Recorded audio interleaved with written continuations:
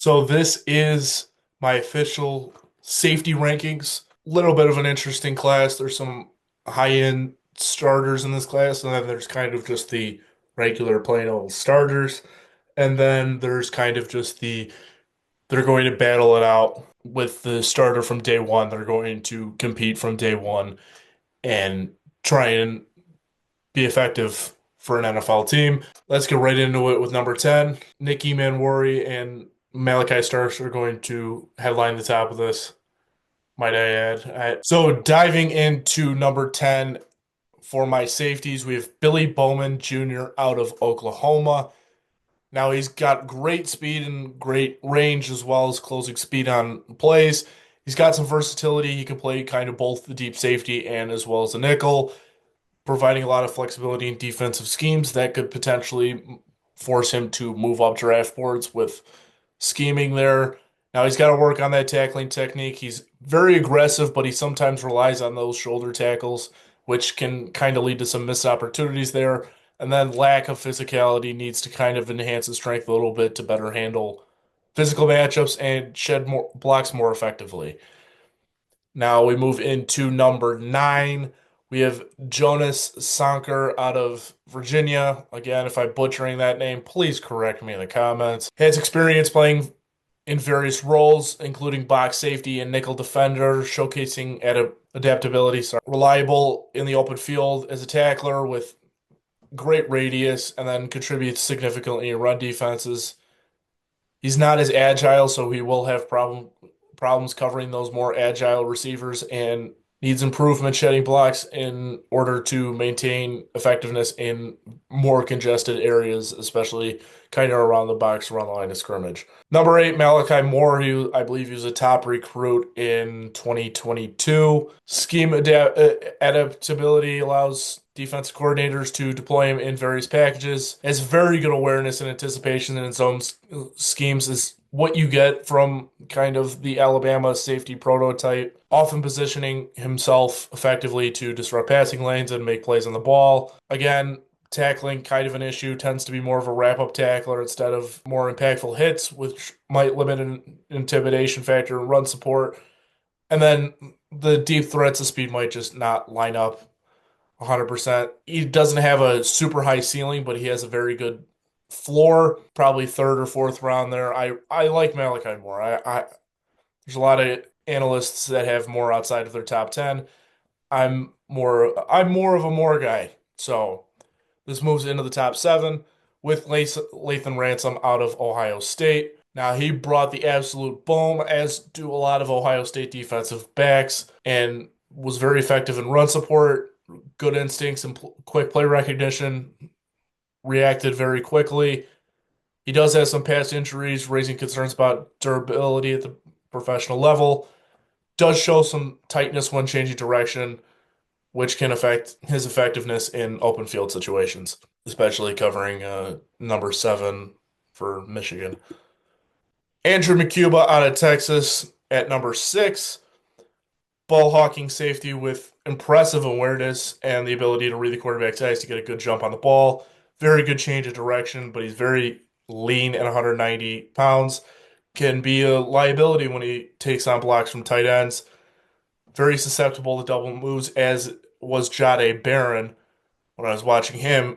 So maybe it's a defensive scheme that's kind of leaving the defensive backs more susceptible to that, and maybe that's why they're kind of knocking on the door of the national championship but haven't gotten there yet. So Andrew McCuba out of Texas, probably going to be, I'd say, early third, mid third, somewhere around there. And then we're going to get into one of my guys here on this next slide. I really like his veteran leadership. Sebastian Castro out of Iowa plays with a lot of almost controlled violence, if there is such a term, near the line of scrimmage. Exceptional processing that just comes with experience, and he diagnoses route combinations like very few in this class are able to do.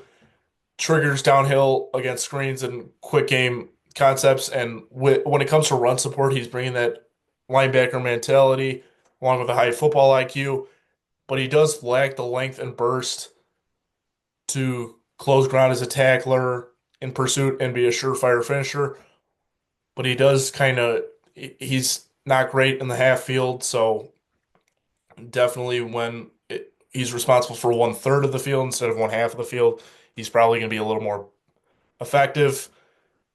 Maybe you even throw him in on some snaps at linebacker. That's entirely possible. I kind of see him as a Jamal Adams type in terms of being able to stop the run.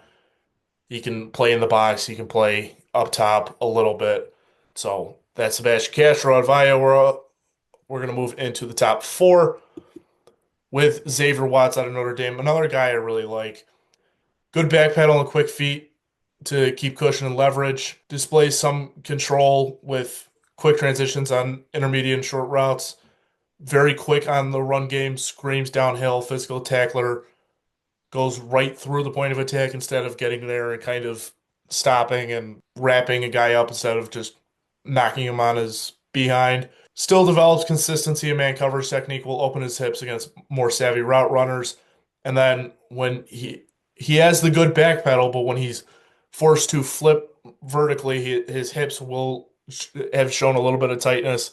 So he has good feet, but the hips are a little bit behind. You could probably work on that a little bit. If there's a little bit of lag, I don't see what a little bit of coaching can't help with. So this moves into the top three. Kevin Winston Jr. out of Pennsylvania State. Explosive speed and very notable range. Strong run support abilities.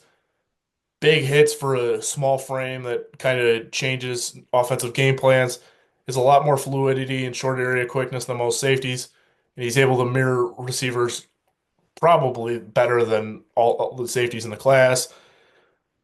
He does lack some instincts to jump routes and create turnover opportunities, so he's kind of like a dark defender kind of role where he's gonna kind of sneak up on you and lay a big hit instead of necessarily picking the ball off and taking it the other way.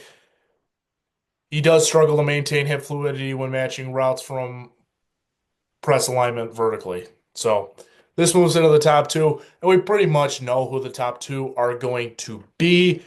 Nick Emmanwori out of South Carolina, very versatile and athletic with elite size and savvy movement skills at the safety position. Very instinctive, excellent coverage skills. Can play both strong or free safety, doesn't matter. He's a dangerous playmaker in the deep part of the field with excellent ball skills and hawking threat. He also had a phenomenal combine. He does have a high cut frame, though, that does lead to some transition limitations when he's forced to flip his hips.